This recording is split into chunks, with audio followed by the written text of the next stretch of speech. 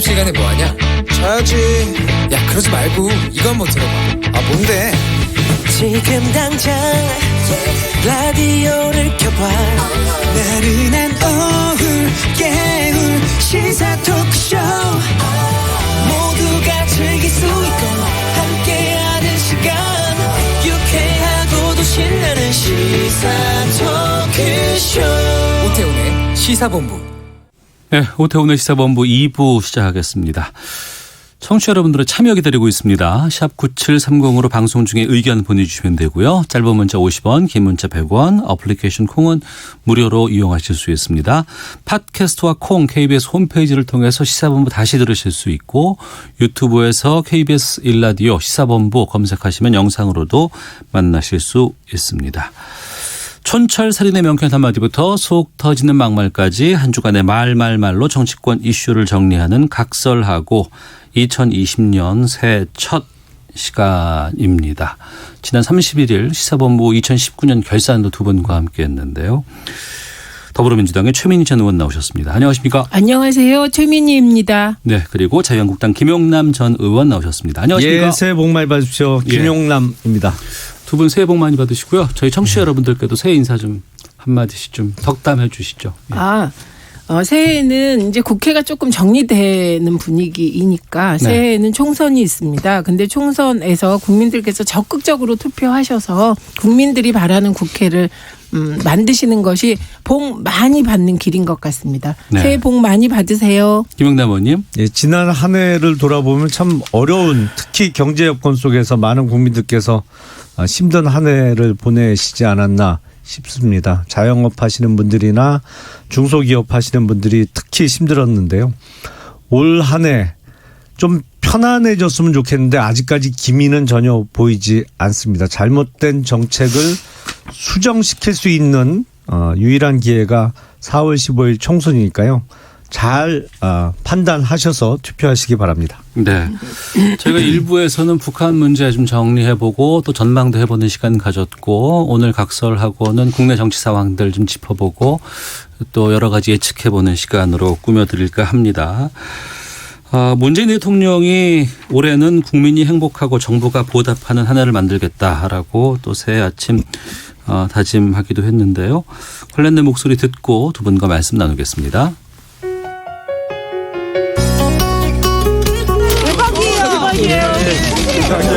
안녕하세요, 주선님. 새해 복 많이 받으십시오. 정부가 앞장서서 노력하고 또 국민들께서 함께 해주신다면 작년보다는 훨씬 더 희망찬 한 해를 계속해서 만들어갈 수 있을 것입니다.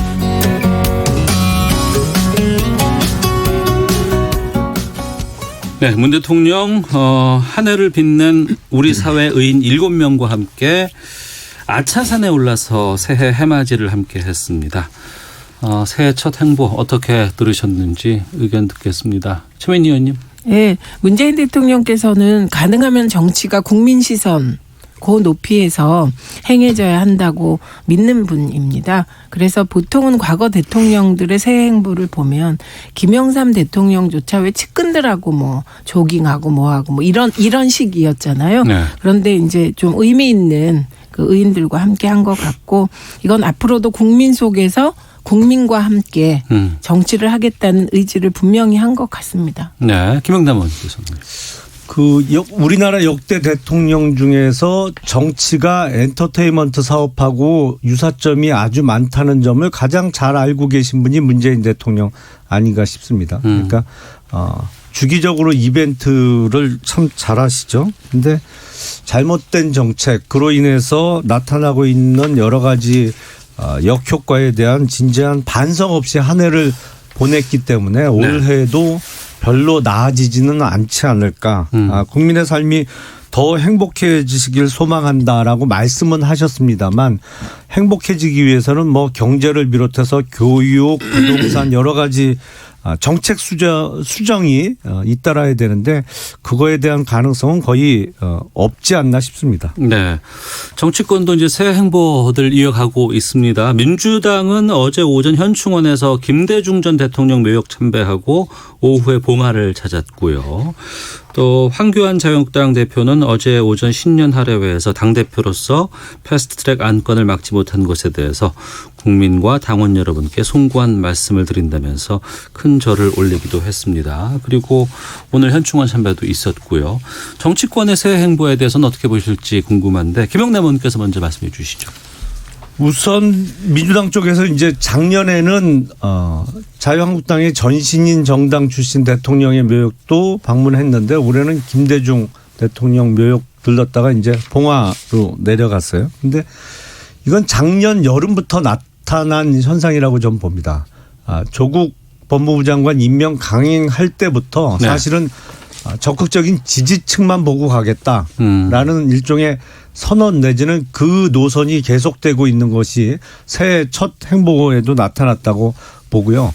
자유한국당의 황교안 대표에 대해서는 우리가 어떤 새 인물이 나타나면 처음에는 많이들 기대를 하잖아요. 예.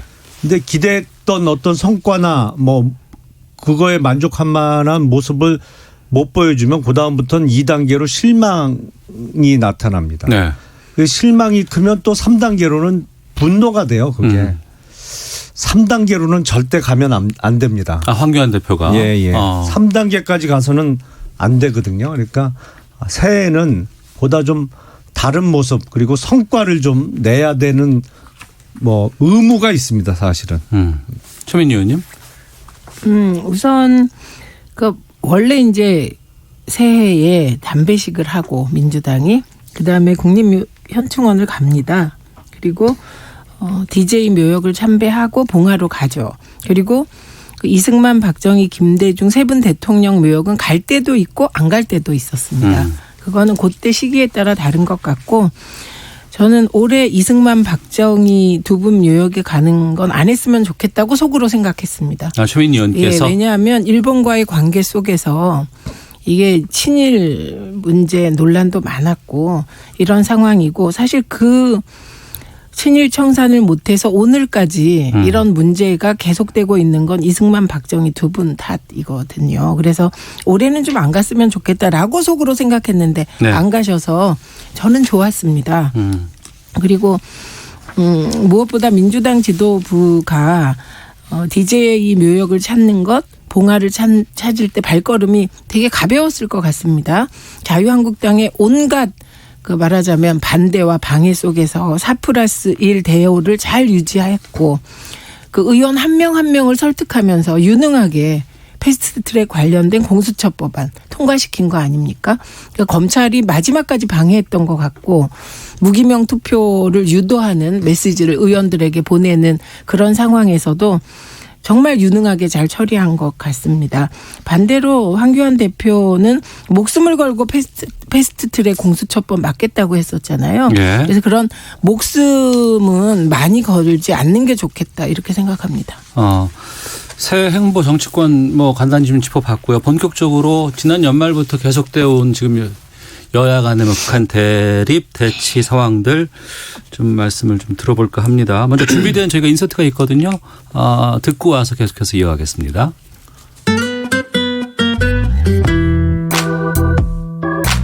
문재인 정권의 헌정 파괴, 의회 파괴, 민주 파괴는 머지않아서 국민의 심판을 받게 될 것입니다. 이 분노를 한데 모아 도저히 의원직을 더 이상 의원직 사퇴서를 결의를 해야 한다라는 데 이르렀습니다. 의원직 사퇴 현실성 없습니다. 우선 첫 번째는 실제로 사퇴한다 하더라도 총선이 한 4개월여 남은 상태에서 그 의원직 사퇴가 무슨 의미가 있는지 모르겠고요. 두 번째는 의원직을 사퇴하려면 국회에서 표결을 통해서 그 과반수 이상의 동의가 있어야 되고요. 비회기인 경우에는 의장이 그걸 접수를 해야 되는데 사표를 수리해야 되는 그 자체가 다 현실성이 없습니다. 현실적으로요.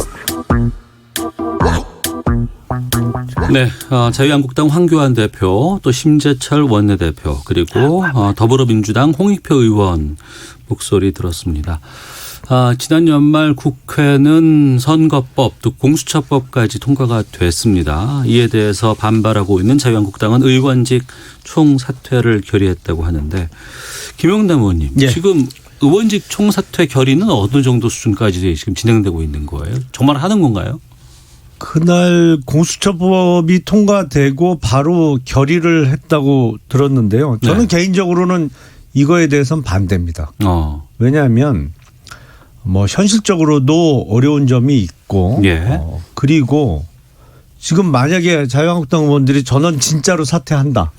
이게 헌법적으로 좀 따져보아야 될 문제는 있어요. 왜냐하면 국회는 200인 이상으로 구성한다고 그랬으니까 다 정말 사퇴 처리가 되면 200인이 안 되죠. 그러면 이제 국회가 정지돼야 되는 것이냐 아니면 자진 사퇴한 경우에는 상관없다. 뭐 이런 의견도 있는데 만약에 자유한국당 의원들이 정말로 사퇴하고 그래도 국회가 돌아간다면 민주당하고 정의당을 비롯한 법정권에서 그야말로 마음대로 법안 처리 다 하면 패스트트랙에 의한 저지도 없이 뭐 수십 개 수백 개의 법안을 마음대로 막판에 다 통과시키면 어떡할 거예요. 그리고 4.15 총선 치르고 나서도 20대 국회는 5월 29일까지는 임기잖아요. 그러면 총선 끝나고 나서도 국회 열어서 법안 다 처리할 수가 있는 건데 그거를 안 맞고 그냥 통과되게 방치한다고요? 의원직 사퇴해서? 저는 누가 이런 작전을 내놨는지 모르겠는데 저는 개인적으로 반대입니다. 근데 왜 했을까요? 저도 모르겠어요. 최민희 의원요? 우선 의원직 총사퇴를 너무 많이 써서 선언적입니다. 하겠다 이거 너무 많이 해서 이번에도 그냥 말로만 할 것 같습니다. 그리고 이후에 뭐 행동이 없잖아요. 그래서 너무 센 카드를 너무 자주 언급하다 보니 양치기 소년 같은 느낌 듭니다. 그다음에 의원직 총사퇴의 결기라면 현역 의원 불출마 선언을 하고 지키시는 게 훨씬 더 국민들께 진정성 있게 다가갈 것 같습니다. 제가 이 말하면서 편안한 것은 이게 지금 원외위원장은 해당이 안 되니까 훨씬 마음이 상쾌합니다. 아니 원외도 불출마 선언을 할 수 있어요. 아니 하지. 의원직 사퇴는 못하지만. 그렇지만 원외는 잘못한 게 없죠. 왜냐하면 원외가 패스트트랙을 막을 뭐가 없습니다. 국회 내에서 벌어진 일이니까. 네, 그래서 현역 의원들이 불출마 선언을 한다면 그것은 좀 파괴력이 있을 것 같습니다. 그렇기 때문에 저는 이번 자유한국당 의원들의 의원직 총사퇴 결의는 양치기 소년 격이다라고 생각합니다. 네. 앞서 홍익표 의원 목소리는 YTN 노영희 출발새 아침 인터뷰라는 거 제가 좀 고지를 해드려야 되는데 빼먹은 것 같습니다. 근데 제가 알기로는 의원직 사퇴서를 본회의에서 표결하려면 제적은 3분의 2 이상의 찬성이 있어야 되는 걸로 알고 있었는데 과반인가요? 확인해 봐야겠는데 찾아봐야겠는데. 3분의 2는 각 당이 해당 의원을 제명할 때 3분의 2. 제명할 때 3분의 2였나요? 그러니까 자진 사퇴는 본인이 2분의 1. 사퇴를 하겠다라고 선언하는 거는 이제 절반이고 과반 이상이면 되는 것이고. 그러면 어찌됐건 간에 지금 그 연말에 국회에서 벌어진 여러 가지 것들이 자유한국당에서는 분노하고 이해할 수 없고 거기에 반발하는 입장에서 사퇴 같은 것들을 이제 결의를 한 것으로 보이는데 그래도 지금 새해 시작되고 나서 또 당장 내일부터 국회 본회의가 열리게 되고요. 지금 검경 수사권 조정안이 지금 남아있는 것이고 또 다른 유치원 3법 같은 것들도 처리해야 되는 거거든요. 거기서는 어떻게 지금 준비를 하고 있을까 궁금합니다. 일단 이제 검경 수사권 조정안이라는 게 형사소송법 개정안하고 검찰청법 개정안 두 개 법안을 법안이죠. 묶어서 이제 그렇게 이야기하죠. 사실은 검찰의 수사지휘권을 폐지하고 형사사건을 경찰 단계에서 사실상 종결할 수 있는 법안 내용이거든요. 그래서 한국당은 이것도 도저히 받아들일 수 없는 내용인 건 틀림없습니다. 그래서 상정이 되면 역시 필리버스터 신청을 하고 할 것으로 예상이 되는데 문제는 이 번번이 수에서 밀리니까 이게 자유한국당 소속 의원들도 무기력감 플러스 자괴감이 들고 그거보다 더 큰 문제는 자유한국당의 지지층의 힘이 빠져요 이게. 번번이 지니까. 필리버스터 한다고 해도 통과될 거 뻔한데. 그렇죠. 며칠 그냥 지연시키는 효과밖에 없는 것이죠. 그래서 이게 참 문제는 문제인데 근데 내용을 들여다보면 도저히 이거는 어떻게 타협해서 받아들일 수 있는 내용들이 아니거든요. 예. 앞서 통과됐던 공수처법이나 선거법도 역시 마찬가지입니다. 그래서 원내 전략을 짜기가 참 어려운 상황인 건 틀림없습니다. 근데 그렇다고 이걸 뭐 내용상 도저히 수긍할 수 없고 위헌적인 내용인데 이거를 합의해 줄 수는 없잖아요. 네. 고민이 큰 거죠. 최민희 의원님. 일단 전략 계속 실패이죠.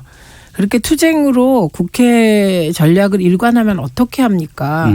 그래서 그러니까 자유한국당이 과거에 민주화운동 과정이나 이후 시민단체들이 운동할 때 되게 부정적이었거든요. 그 네. 부분에 대해서. 그게 투쟁으로 일관한다 뭐 이런 거였는데 정작 국회에서 자유한국당이 투쟁으로 일관하니 지금 어디도 이렇게 숟가락을 얹을 수 있는 공간이 없어졌습니다. 스스로 위축되셨고요. 제가 이 논의 시작할 때 18대 국회에서 민주당이 미디어법 때 그때 종편 특혜 정책에 반대하고 MB 선거를 도와준 조중동 등 보수 언론과 일부에 대해서 종편을 도입하는 걸 원론적으로 반대했기 때문에 나중에 종편이 가진 광고 특혜 등등에 대해서 하나도 그 조항을 바꿀 수가 없었어요. 무기력했던 네. 것이죠. 그래서 그때 예를 든 기억도 나거든요. 제가 그럼 민주당 꼴 난다 18대. 그래서 국회는 거부하는 데가 아니라 들어가서 최대한 자신의 안을 반영한 법을 통과시키는 공간이다. 시민운동과 다르다 이 말씀을 드렸는데 지금 그런 식으로 계속 전략을 짜시니 무기력해지는 거죠. 만약에 공수처법이나 뭐 지금 앞으로 검경 수사권 조정안도 마찬가지인데 전면 부정하면 네. 그런데 수의 우위도 없는데 전면 부정을 하게 되면 결국은 자신의 안은 하나도 반영 안 되는 거고 이거 총선 때 심판해달라 이 얘기하게 되는 건데 검찰개혁은 국민들께서 늘 70% 내외가 찬성하는 거예요. 그렇기 때문에 역시 30% 이하의 정치밖에 못하는 것이죠. 네. 그 자유한국당 내에 여러 가지 이번에 지금 국회 상황과 함께 꼽는다고 한다 그러면 무기력이라는 단어가 지금 나올 수밖에 없는 상황인 것 같은데 게다가 지금 뭐 31일도 그랬고 또 오늘도 그렇고 계속해서 자유한국당 내 중진 의원들이라고 하시는 분들이 지금 그 총선 불출마를 선언을 했습니다. 근데 총선 불출마 선언의 어떤 그 의미를 담은 것을 보면 이를테면 뭐 내가 뭐 희생을 해서 미랄이 돼서 뭐 당을 뭐 더 좋은 곳으로 가게끔 이끌어야 된다 뭐라고 하거나 이런 좀 포지티브한 좀 이렇게 그런 거보다는 좀 당 내에 여러 가지 좀 비판의 수위들이 좀 꽤 반영이 됐거든요. 김영남 의원께서는 그럼 이거는 총선까지도 좀 영향을 주지 않을까라는 걱정이 좀 들기도 하는데. 아니 우선은 불출마 선언을 하는 분들의 가장 큰 목적은 인적 쇄신을 위한 스페이스를 만들겠다라는 것이니까 뭐 네. 포지티브의 의미가 제일 큰 것이죠. 그러면서 그와 더불어 이제 불출마 선언을 하면서 현 당 지도부에 대한 어떤 부탁 내지는 당부의 이야기가 있는 것이고요. 그러니까 네. 말일날 김도읍 의원이 불출마 선언을 했고 여상규 법사위원장 그리고 조금 전에 한성교 의원이 또 불출마 선언을 했어요. 그러니까 어떤 지금 20대 국회를 겪으면서는 특히 자괴감이 많이 들죠. 이게 그 국회 돌아가는 거나 우린 정치가 법 여건은 그냥 숫자로 무조건 밀어붙이지 거기에 대해서 투쟁하고 그 싸워왔지만 성과는 못 거두고 있으니까 내가 도대체 이렇게 하려고 정치를 했나라는 자괴감이 들 수밖에 없는 상황인데 근데 불출마 선언을 하는 의원들의 개개인의 면모를 이렇게 보면 경제학에 왜 그레샴의 법칙이라는 게 있잖아요. 악화가 양화를 구축한다. 네. 그러니까 본질적인 어떤 본질 가치가 높은 거하고 가치가 떨어지는 게 똑같은 액면가, 똑같은 국회의원이라는 액면가로 돌아다니다 보면 시장에는 본질 가치가 떨어지는 그 화폐만 유통이 된다는 거 아니에요. 예. 좋은 건 다 집에 감춰놓고. 그 얘기가 생각이 나더라고요. 이게 나가야 될 사람들은 안 나가고 이게 엉뚱한 분들만 사실은 뭐 다 훌륭한 면들이 있습니다만 김도읍 의원 같은 경우에 지금 재선이고 그리고 사실은 저하고도 작년 한 해 동안 각종 특위에서 계속 일을 같이 했었거든요. 아, 예. 그러니까 이 일 할 사람 몇 사람 되지도 않는데 이게 지금 엉뚱한 분들은 자꾸 불출마 선언을 하고 나가야 될 사람들은 지금 안 나가고 모른 채 하고 있으니까 참 당황스럽습니다. 네. 그 자유한국당 불출마 선언 중에 가장 아까운 분은 김세연 의원입니다. 아, 예. 여의도 연구원장 그랬던. 김세연 의원은 좀 그래도 보수 쪽에서 미래가 촉망되는 분이었거든요. 객관적으로. 그런데 이 불출마 선언한 세 분은 비례 전문 한국당으로 가서 비례하실 수도 있기 때문에 길은 늘 열려 있다고 생각합니다. 그리고 저는 아까 말씀하실 때 4+1이 숫자로 무조건 밀어붙인다 그랬는데 그건 아니죠. 자유한국당과 계속 협상하려고 애썼고 특히 홍영표 원내대표 전 대표가 패스트트랙에 각종 법안을 얹으면 그때부터 한나라당 자유한국당과의 진정한 토론이 이루어질 수 있을 것 같았다. 네. 그래서 제발 토론이라도 하고 협의라도 하자는 의미에서 올렸는데 끝까지 협상이 되지 않아서 굉장히 안타깝다고 고백을 했어요. 최근에. 그래서 저는 과거 한 17대까지 민주당이 그러지 않았습니까? 18대까지도 계속 거부하고 보이콧하고 그 온화하신 정세균 전 대표께서 단식을 하셨습니다. 미디어법 반대하면서. 그런데 이제는 거꾸로 자유한국당이 그렇게 된 것 같아요. 시대는 바뀌었는데. 그래서 저는 이렇게 무기력하고 무능하다. 그리고 쇼를 한다. 이렇게 얘기한 게 홍준표 전 대표시거든요. 그래서 그 무기력의 원인을 자꾸 남 탓으로 돌리면 영원히 무기력을 못 벗어나지 않을까 하는 알겠습니다. 생각을 합니다. 아까 제가 왜 어떤 인물에 대해서 1단계가 기대, 2단계가 실망, 3단계가 분노잖아요. 예. 3단계까지 간 대표적인 인물이 누구한테 훈수들 입장은 못 되는 것 같은데. 알겠습니다. 지금 속보가 들어와서 좀 소개해드리고 뉴스 듣고 와서 계속해서 말씀 이어가겠습니다. KBS 뉴스 속보로 뜨는 것이 패스트트랙 충돌 이게 4월 그 얘기 같은데 한국당 황교안 등 16명 그리고 민주당 8명 불구속 기소했다라는 속보가 나오는데 구체적인 내용들은 저희가 좀 시간 두고 좀 지켜보도록 하겠습니다. 뉴스 듣고 와서 계속해서 두 분과 말씀 이어가도록 하겠습니다. 문재인 대통령은 어떠한 권력기관도 국민 위에 존재할 수 없다며 권력기관이 국민의 신뢰를 받을 수 있을 때까지 법적 제도적 개혁을 멈추지 않겠다고 말했습니다. 바른미래당 소속인 안철수 전 국민의당 대표가 사실상 정계 복귀를 선언했습니다.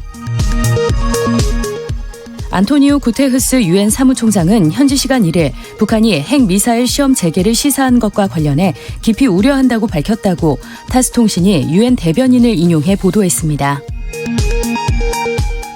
이주열 한국은행 총재가 올해 국내 경기에 대해 작년보단 개선되겠지만 급격한 경기 회복은 쉽지 않을 것이라고 전망했습니다. 지금까지 라디오 정보센터 조진주였습니다. 이어서 기상청의 최영우 씨입니다. 네, KBS 미세먼지와 날씨 정보입니다. 현재 미세먼지 농도 상황이 좋지가 않습니다. 대기 정체로 인해서 오늘 내내 대부분 서쪽 지역과 일부 영남 내륙 지역으로 농도가 높을 거란 예보 나와 있고 현재 상황도 역시 노란색을 지금 말씀드린 지역이 들이오면서 나쁨 상태 보이고 있습니다. 특히 입자가 더 가는 초미세먼지 농도 상황이 좋지가 않아서 꼭 미세먼지 전용 마스크 착용하셔야 되겠고요. 오늘뿐만 아니라 내일도 현재는 강원 영동을 제외하면 전 권역의 먼지 농도가 더 좋지 않아질 것으로 예상됩니다. 하늘은 구름이 많겠고 내일과 모레도 가끔 구름이 많겠습니다. 비슷한 하늘 모습 보이면서 강원 영동과 경상도 동해안은 맑은 가운데 건조하겠고요. 현재 이 강원 영동과 경상도 해안은 건조주의보도 내려져 있고 강원 산지는 내일까지 바람도 계속 강하게 불면서 건조함이 더 심해지겠습니다. 작은 불씨가 큰 불로 번질 수 있기 때문에 불씨 관리 잘 해주셔야 되겠고요. 오늘 강원 영서 남부나 경북 북부 내륙은 밤까지 산발적으로 눈이 날리고 내일도 새벽부터 아침 사이에 전라 서해안 쪽은 곳에 따라 눈 날림이나 빗방울 예보가 들어 있습니다. 기온은 당분간 평년을 웃돌겠습니다. 이렇게 기온이 조금만이라도 평년보다 높아지게 되면 계속 내내 미세먼지 농도 걱정을 하게 되는 요즘인데요. 우선 오늘은 서울 낮 기온이 4도로 예보돼 있고요. 강릉 9도, 제주 11도 등 전국이 2도에서 11도로 평년보다 2도에서 4도 높겠습니다. 내일과 모레도 거의 엇비슷하게 기온 분포 흘러가고요. 이후로 다음 주에는 비가 종일 내리는 날이 있는데 월요일부터 수요일 사이에 사흘간 전국에 비나 눈 예보가 쭉 들어 있습니다. 현재 서울 기온은 3.5도입니다. KBS 날씨 정보였습니다. 계속해서 이 시각 교통 상황 연결합니다. KBS 교통정보센터의 김한나 씨가 정리해 드립니다. 네, 평소 같은 시각보다도 도로 상황은 여유 있습니다. 서울 시내 간선도로 지나기도 수월한데요. 동부간선도로는 성수대교 방향으로 녹천교를 지난 2차로에서 화물차 관련 사고가 발생해서 노원교에서 녹천교 쪽으로 가는데 20분 정도 걸리고 있습니다. 올림픽대로와 강변북로 또 내부순환로 등은 원활한 흐름 보이고 있고요. 고속도로는 경부고속도로 서울 방향으로 수원 부근에서 2km 정체, 또 작업을 하는 신갈분기점 부근에서 1km 정체되고 있습니다. 중부고속도로 하남 쪽은 호법분기점 부근에서 가드레일 개량 작업을 하고 있어서 3km 구간이 막히고 있고요. 광주 원주고속도로는 원주 방향으로 동양평 부근 2km 정체가 작업 때문입니다.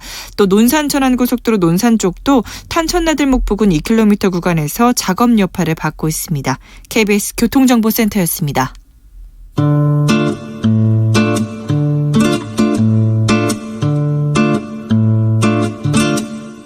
오태훈의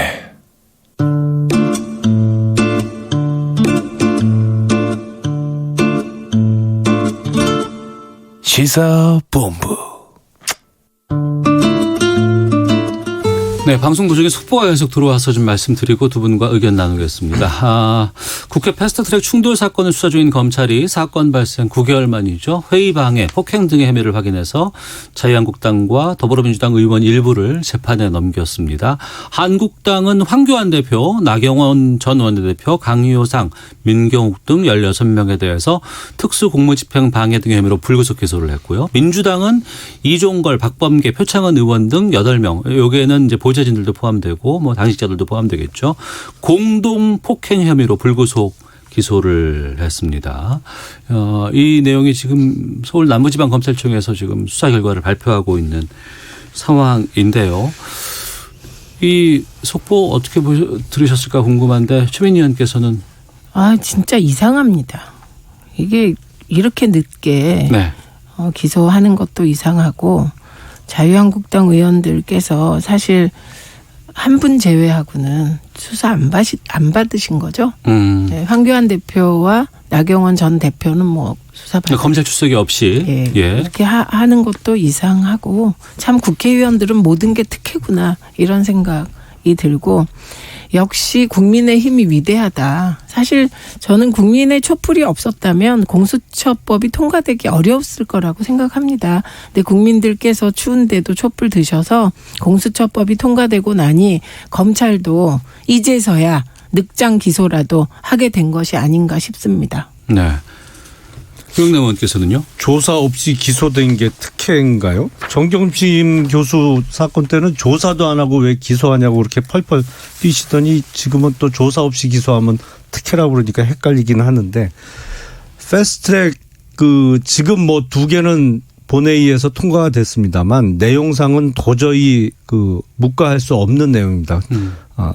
위헌성도 상당히 짙고요. 뭐 어떤 위헌의 문제뿐만 아니라 어떤 합리성이나 상식에 반하는 내용들이 많이 들어있기 때문에 야당 입장에서는 당연히 몸으로라도 막을 수밖에 없던 내용이다. 그래서 이거를 뭐 기계적인 법률 적용으로 기소된 거, 뭐 그 사안만 놓고 보면, 그냥 사실관계만 놓고 보면 법 위반이 되는 거야 틀림없을 테니까 네. 기소되는 거를 뭐라고 비난할 수는 없겠습니다만, 법원에서 그럴 수밖에 없던 상황이 적절히 고려가 되지 않을까 싶습니다. 네, 고려 안 될 것 같습니다. 법적으로 판단될 법원도 이제 마음대로 하시려고? 아니요, 법적으로 판단해야 되고요. 법원도. 네. 그리고 정경심 교수의 경우는 수사도 안 했잖아요. 그냥 최성해 총장 말 듣고 뭐 그리고 누구 얘기를 들었는지 뭐 했다는 거고. 아니 이거는 소환 지금 조사 없이 기소돼서 특혜라면서요. 그 부분은 저희가 아니. 준비된 그러니까 중요한 게 네. 소환 조사 없었던 건 정경심 교수하고 패스트트랙 자유한국당 의원들이 똑같죠. 근데 정경심 교수는 최성해 총장이 최성해 총장 말 한마디로 곧 기소한 거고, 이건 무려 사건 발생 9개월 만에. 그럼 이제 검찰이 게으르거나 자유한국당 의원들이 특권 의식에 쩔었거나 둘 중에 하나가 아닐까 싶습니다. 네, 더불어민주당의 최민희 전 의원, 자유한국당 김영남 전 의원과 한 주간의 정치권의 말말말 짚어보는 각설하고 함께하고 있는데요. 추미애 법무부 장관이 오늘 임명이 됐습니다. 여기에 대한 인서트 준비된 것 있죠? 예, 듣고 오겠습니다.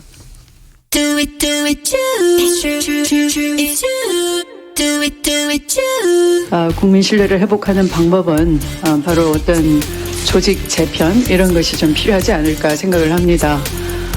형사부나 공판부에서 정말 중노동에 버금가는 그런 밤샘 수사를 하고도 미제 사건을 허덕이는 일선 검사들의 그 노고와는 전혀 역방향으로 나날이 국민 신뢰를 잃어가고 있는 검찰을 보면서 이것을 지휘 감독하게 되는 자리에 제가 가게 된다면 국민의 신뢰를 다시 회복하는 그런 방안을 조속히 찾아내도록 하겠습니다.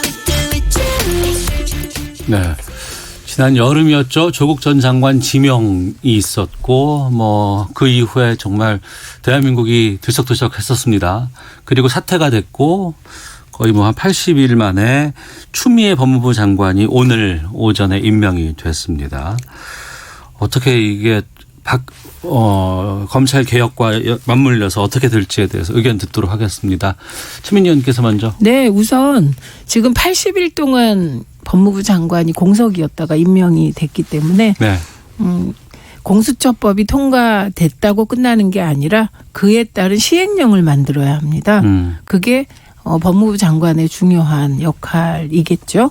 그리고 그동안에 검찰이 무소불위의 권력을 가지고 있고 뿐만 아니라 이번에 여러 가지 각종 소문이 돌았는데 그 소문의 핵심은 그런 겁니다. 검찰이 사실 유일하게 모든 사람의 계좌를 추적할 수 있는 영장을 청구할 수 있는 권한 가지고 있고 이렇기 때문에 누구의 사생활이라도 검찰은 다 알 수가 있다. 이런 얘기까지 돌았거든요. 그런 것까지 공식 권력, 비공식 권력이 행사됐다는 뜻인데 정작 대검 감찰부에는 검사들의 각종 비리에 관한 여러 가지 내용이 고발도 되고 등등 있다고 합니다. 근데 한 번도 검찰에 대해서 제대로 감찰한 적이 없는 거죠. 그래서 추미애 대표가 기왕 법무부 장관에 임명되셨으니 이제 인사권, 검찰권, 검찰총장 지휘권, 법적으로 허용된 권한을 합법적으로 잘 사용해서 검찰의 기강도 바로잡고 법적 정의를 세우는데 주저함이 없었으면 좋겠습니다. 김영남 의원님. 정말 무소불위의 권력을 실감하게 되죠. 문재인 정권에 의해서 지금 인사청문 보고서 없이 임명된 23번째 장관급 인사가 됐습니다. 추미애 네. 장관이. 이러려면 국회 인사청문회를 뭐 하려고 하나. 인사청문회 앞두고 자료 제공도 거부했어요. 그리고 단 한 명의 증인 채택도 민주당의 반대에 의해서 이루어지지 않았습니다. 그리고 국회의원 시절에 후원금 1억 원 횡령 의혹에 대한 해명도 제대로 되지 않았어요. 그거는 사실은 나중에 돌려받은 것 자체가 횡령이 되거든요. 국회의원 임기 종료 이후에 출판사로부터 돌려받았기 때문에. 그래 놓고 지금 정권에 마음에 안 드는 수사를 한 검사들을 지금 작년 7월에 인사해 놓고 1년도 안 돼서 1년도 아니고 6개월 만에 지금 인사하겠다는 얘기를 서스럼 없이 사실상 하고 있어요. 이런 인사권 행사는 사실상의 수사 방해 목적입니다. 지금 울산시장 선거 공작 사건이나 유재수 범죄 은폐 사건을 수사하고 있는 수사 라인을 흩어버리기 위한 사실상의 공무 방해 목적의 인사권 행사다.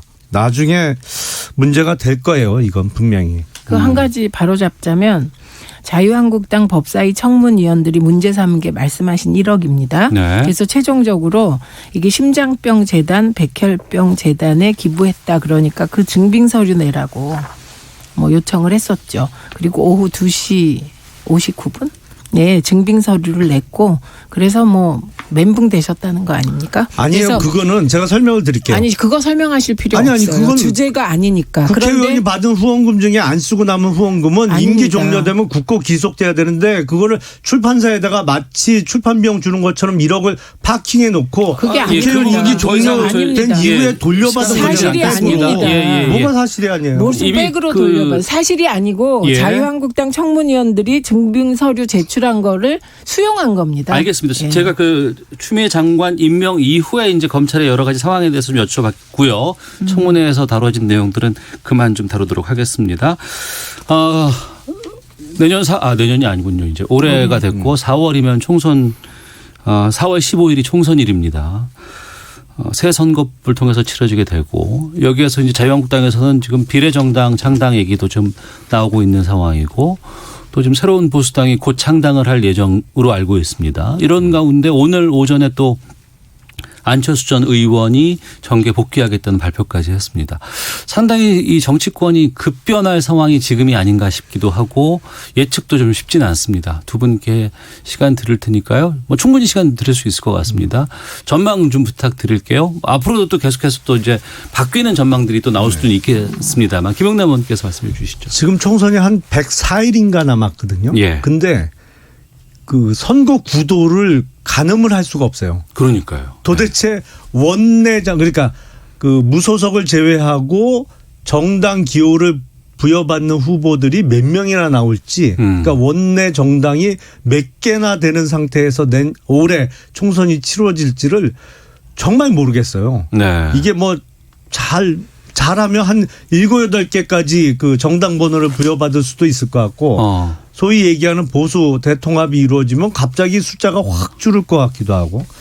근데 안철수 전 대표가 또 정계 복귀 선언을 해서 셈법이 더 복잡해졌습니다. 거기다가 예. 소위 반연동형 비례대표제 때문에 어쨌든 비례대표를 주로 목적으로 하는 정당이 여기저기서 생겨날 수밖에 없거든요. 예. 그래서 시행착오를 겪을 수밖에 없어요. 이런 선거법 하에서는 선거 결과가 딱 나오더라도 어느 정당도 정확하게 예상하거나 아니면 뭐 이걸 순수히 받아들이기 어려운 선거 결과가 나올 가능성이 많아서 작년에 정말 정치권 엉망이었는데 올해 총선 결과 나오고 나도 그다지 나아질 것 같지 않다 이런 생각이 하나만 듭니다. 여쭐게요. 그 지금 자유한국당 내 비례정당 창당 준비는 지금 어느 정도까지 되고 있습니까? 뭐 후원금도 모집한다고는 기사를 봤는데. 후원금까지는 아직 공식적으로 모집할 수 있는 단계는 아니고요. 예. 내부적으로는 새로 창당되는 정당의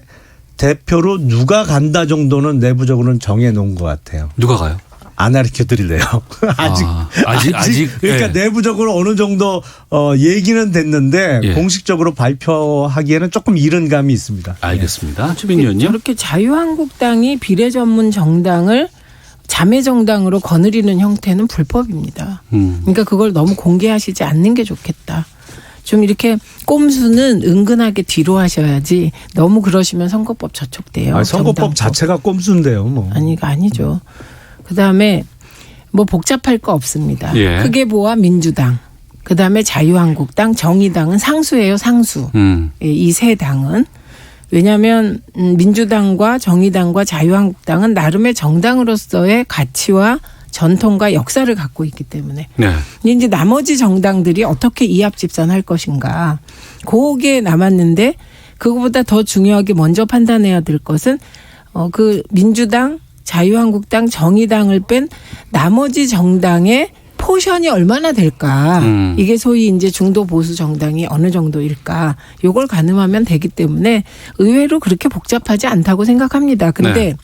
이제 문제는 안철수 전 대표인데요. 참 정치가 그 격동의 시기에 국회가 거의 1년을 격동이었잖아요. 네. 그때는 마라톤 하면서 장기적인 관점에서 뭘 할 듯이 하다가 연동형 비례대표제가 통과되는데 1도 기여한 바가 없으면서 예. 연동형 비례대표제의 수혜를 얻고자 또 뭐 기득권 그러면서 민주당 자유한국당 비난하는 거잖아요. 그게 그러면서 이를 도모한다는 것 자체가 좀 아무리 정치가 그래도 최소한의 양심은 있어야 하는데 네. 그조차 없어 보입니다. 장이 선다고 보는 거죠. 뭐 장날이 다가왔다고 생각했나 보죠. 그러니까 선거 있을 때만 나타나고 그 사이엔 외국 갔다가 이거 너무하지 않습니까? 김영남 의원께서 말씀하신 것처럼 이제 총선 장이 선 것 같습니다. 구체적으로 장에 대한 내용들은 저희가 또 다음 주에 계속해서 좀 말씀 나눌 것 같고요. 여러 가지 이슈들 또 오늘도 좀 속보 상황도 전해드렸습니다만 변화가 좀 많은 정치권이 크게 부각되고 출렁거리는 그러한 시기가 아닌가 싶기도 합니다. 두 분의 활약도 새해에도 기대를 하도록 하겠습니다. 더불어민주당 최민희 전 의원, 자유한국당 김영남 전 의원 두 분과 함께한 각설하고 마치겠습니다. 두 분 말씀 고맙습니다. 고맙습니다.